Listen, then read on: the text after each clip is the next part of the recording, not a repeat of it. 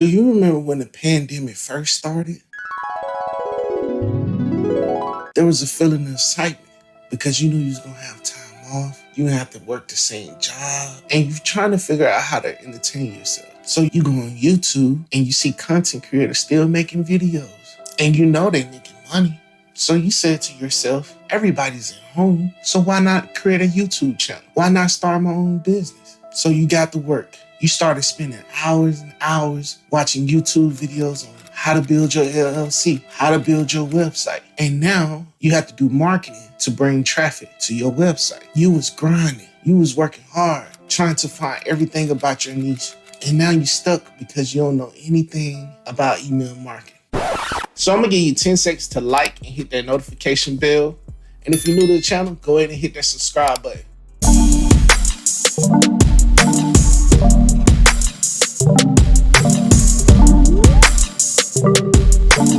What up, what up, what up, what up, what up?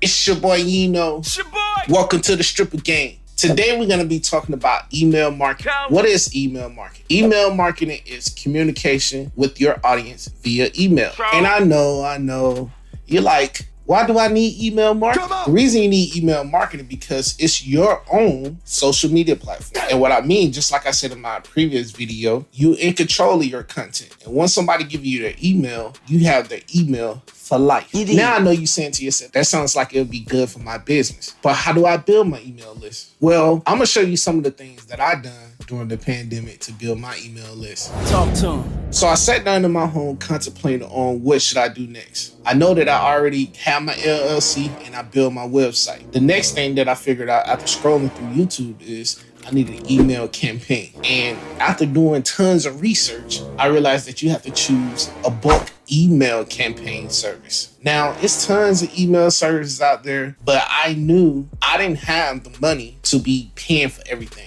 So I went with Mailchimp. Mailchimp is free up to 1,000 contacts, and you can send about 10,000 emails to those contacts before you start paying. Now, Mailchimp is expensive, but starting off, I needed to keep everything cheap. So after I chose my platform, I did a little bit more research because I didn't want to go into the situation blind. I realized I had to provide valuable content. So in order to provide valuable content, I had to figure out who my audience was. When I created this little sheet in the cell and I figured out interests, hobbies, and common things that I like to do, I was able to create valuable content. One of the valuable content that I decided to create was how to reach 1 million views on YouTube. And I said to myself, that's something that I'd be interested in. So basically, I showed my audience how to reach 1 million views on YouTube, and you can get this for free. Okay. If you provide your email. Now, I knew I was going to get thousands of content at any given period. And I know I was not able to keep up with that. So this is where Mailchimp comes into place. You get one free automation email. So in that free automation email,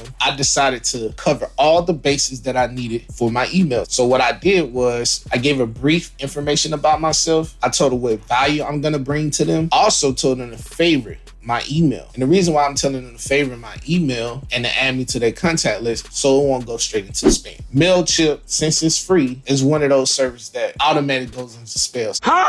So to combat that, you have to ask your audience to add you to their favorites and add you to their contact list so it won't go straight to the spam folder. After I created this email, I had to figure out how much I would email them to keep them engaged into my products and my services. And I figured out the sweet spot of sending emails was to keep it weekly, once a week, not more than once a week, because people gonna feel like you're spamming them.